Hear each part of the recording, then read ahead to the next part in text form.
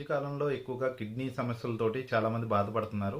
ఎక్కువగా మనం kidney టెస్టులలో creatine లెవెల్స్‌ని ఒకటే పరిగణిస్తాం. అలా కాకుండా కిడ్నీల్లో యూరిక్ యాసిడ్ ఎంత పర్సెంటేజ్‌లో ఉంది, అలాగే బిలిరుబిన్ గురించి కూడా మనం తెలుసుకోవాలి.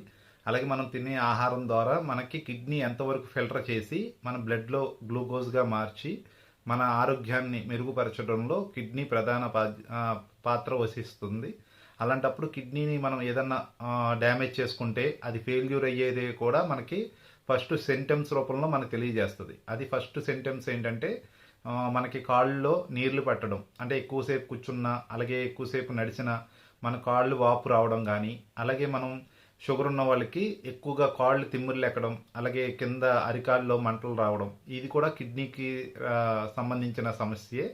అలాగే మనం యూరిన్కి వెళ్ళినప్పుడు ఎక్కువగా యూరిన్ ఇన్ఫెక్షన్లు రావడం, అలాగే యూరిన్లో కలర్ చేంజ్ అవ్వడం, అలాగే మీకు యూరిన్ వేసుకునేటప్పుడు కూడా ఆగి ఆగి రావడం, ఈ విధమైనది కూడా కిడ్నీ ఫెయిల్యూర్లోకి వస్తుంది.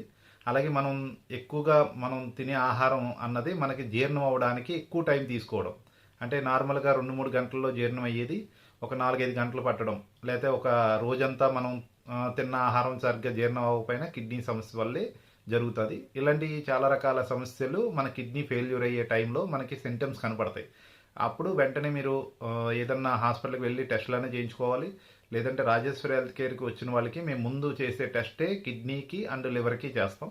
అందులో కిడ్నీ ఎలా ఉందో వర్కింగ్ చూసిన తర్వాతే మిగతా టెస్టుల్లోకి మేము పర్టికులర్గా ఏది అవసరమో అది చేయించి దానికి తగ్గ ట్రీట్మెంట్ ఇస్తాం. అందుకని ఇది నెగ్లెక్ట్ చేయకండి. చాలామందికి నేను చెప్పిన దాంట్లో చాలా రకాల ప్రాబ్లమ్స్ కనపడుతున్నాయి ఈ మధ్య కాలంలో. అందుకని ఫస్ట్ ఒకసారి రాజేశ్వరి హెల్త్ కేర్కి వచ్చి ఆ టెస్టులు చేయించుకుంటే మీకు క్లియర్గా నేను ఎక్స్ప్లెయిన్ చేసి ఇంకా బాగా దాన్ని ఎలా బాగు చేసుకోవాలో కూడా చెప్తాను.